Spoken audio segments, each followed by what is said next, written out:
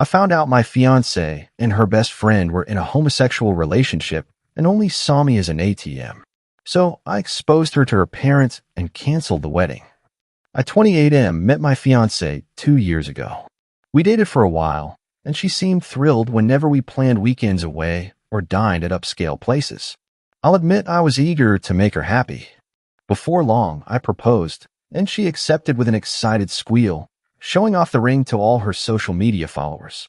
For a time, life felt stable. I worked my normal job, she took classes at a local community college and hung out with her friends. We lived together in a small house I bought a few years back. She often invited her best friend over, someone she'd grown up with. I didn't think much of it. They'd watch movies, practice hairstyles, that sort of thing. Occasionally, I felt a twinge of odd discomfort when they giggled in hush-hush tones behind closed doors.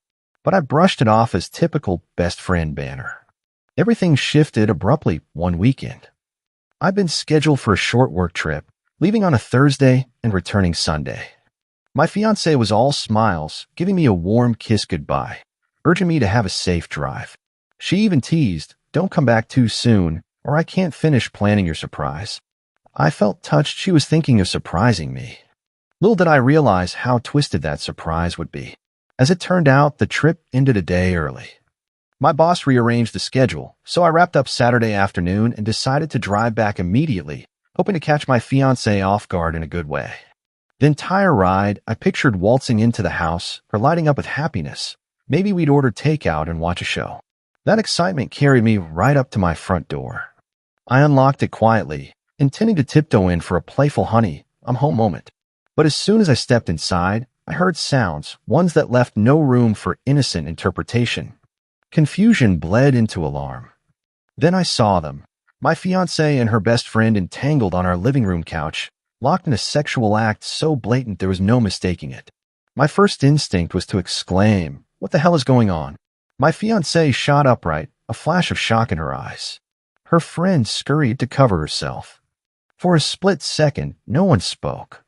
Then my fiancée broke the silence with a breathless sneer. "You're back early."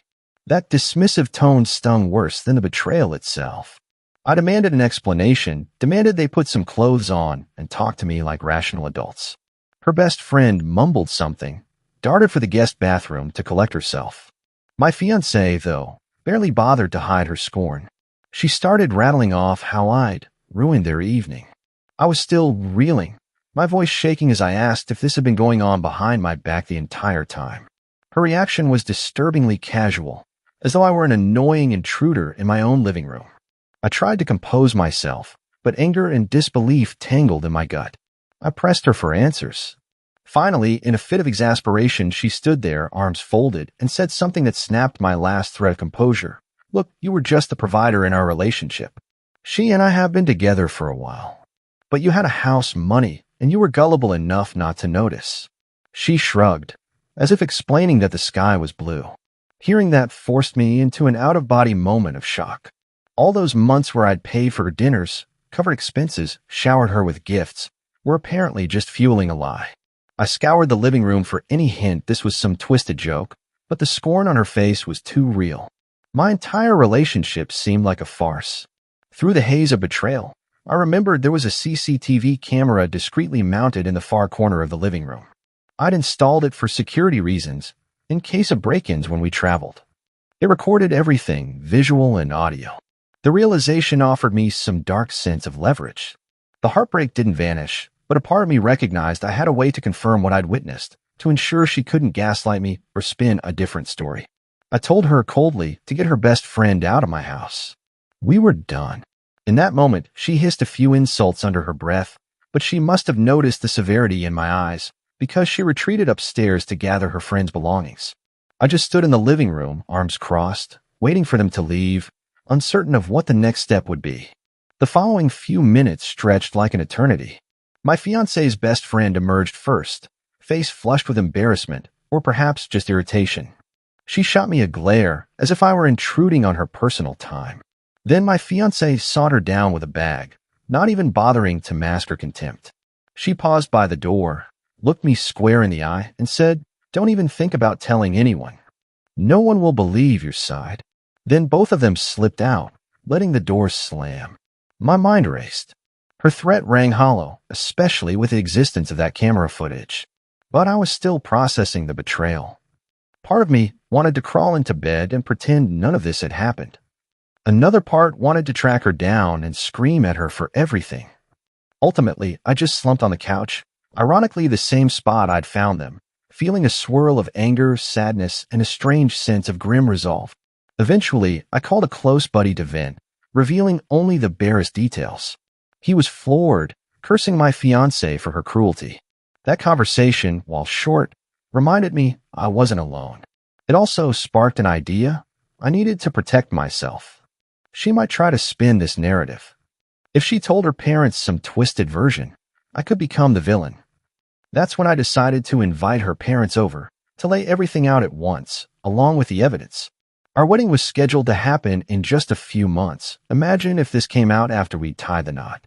I grabbed my phone and dialed her father's number, my voice shaking slightly. I told him, please come to my house as soon as possible.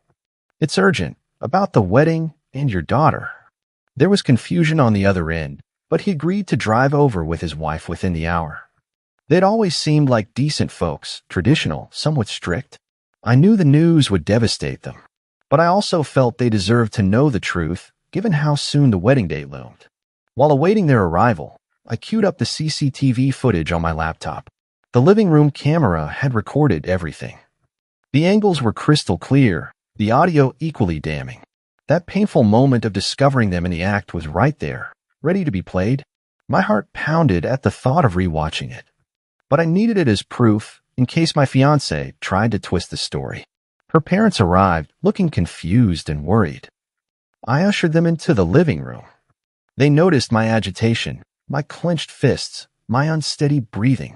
Her mother asked softly if everything was okay.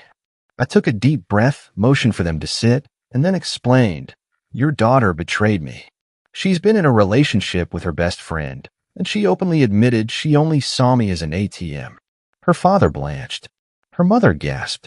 They looked at each other stunned, as if they couldn't process what I'd said.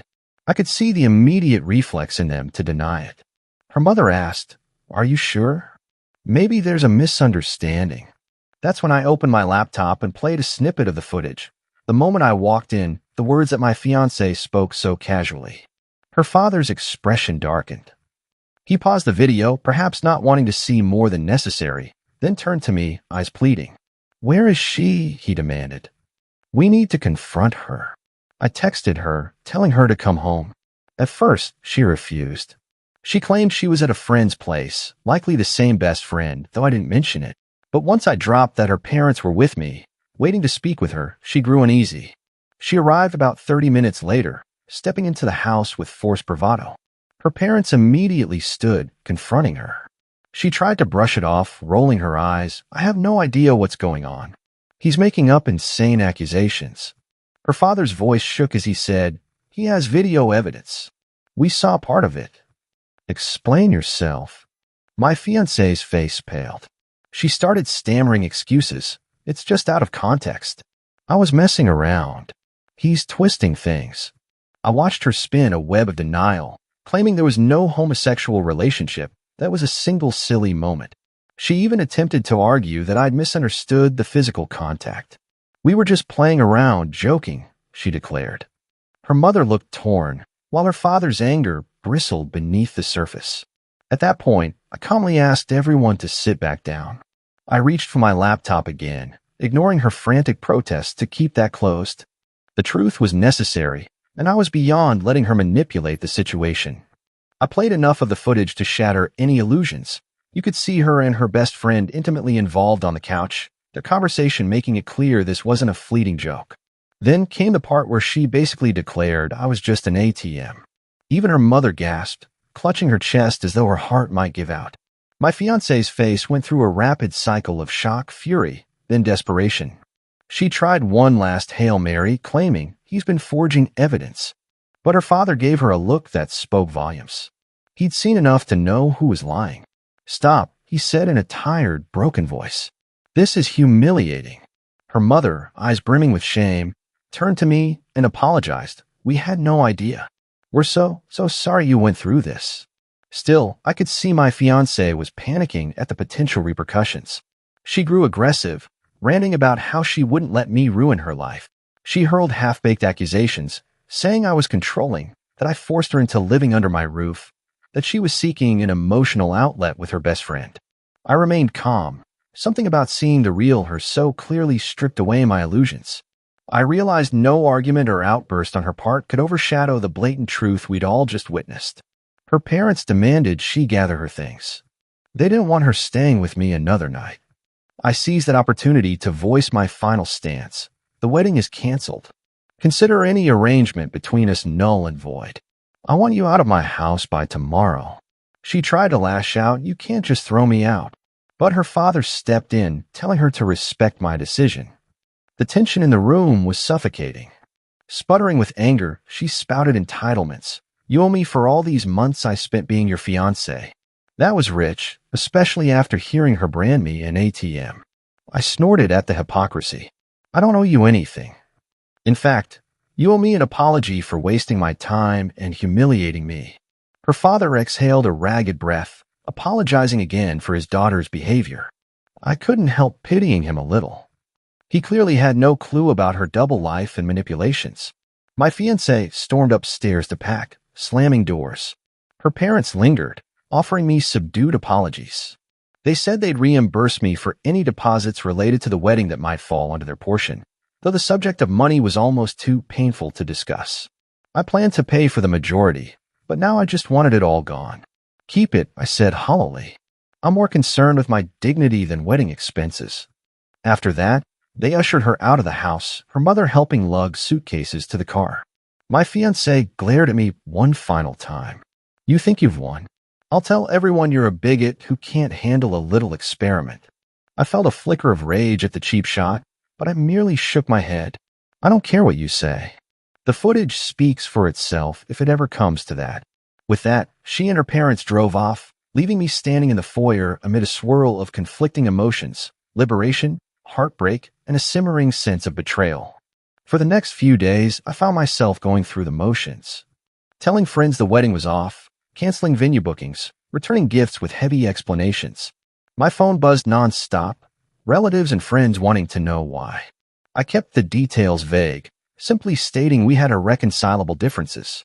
But word got around quickly, thanks to her meltdown on social media. She posted rants about how I was hateful and inventing stories. Yet a surprising number of people had already heard from mutual acquaintances that she was the unfaithful one. My friend who'd known some inside details helped set the record straight. In the weeks that followed, I heard bits and pieces of my ex-fiancé's fiasco. She and her best friend apparently shacked up someplace else. Rumor had it they were trying to scrape together money to live on, given that her best friend was also unemployed. Meanwhile, my ex's parents had cut off some of their financial support, furious at the deceit and humiliation she caused. On top of that, a few mutual acquaintances told me how the best friend had a reputation for using people. This wasn't the first time she'd latched onto someone financially. I won't pretend I felt purely sympathetic. A flicker of schadenfreude stirred in me, acknowledging that all her manipulative entitlement had backfired. But I was also grieving the life I thought I'd have, a future with a partner I believed loved me. The process of unraveling wedding plans stung. I put my heart into picking out invitations, planning a small honeymoon, even picking out suits. Now all that was dust in the wind. Yet, in many ways, the clarity was worth the pain. Better to find out who she truly was now than after tying my life to hers. I took a few days off work, letting myself mourn and then gradually returning to normal routines. My close friends rallied around me, inviting me for casual get-togethers, ensuring I didn't wallow alone. Her parents contacted me once more, insisting they pay back any wedding deposits or fees I'd lost. I appreciated the gesture, but told them I'd handle it. They sounded distraught, apologizing yet again, emphasizing they never raised her to be so callous. I believed them. Sometimes, no matter how decent a family might be, people make selfish choices that defy their upbringing. One day, I received a final text from my ex-fiancée. It read, "I hope you're proud of what you did to me. You destroyed my life." In a calmer mindset, I responded, "No, you destroyed your own life by lying and using people. I simply chose not to be your victim anymore." She never replied. A sense of resolution settled in.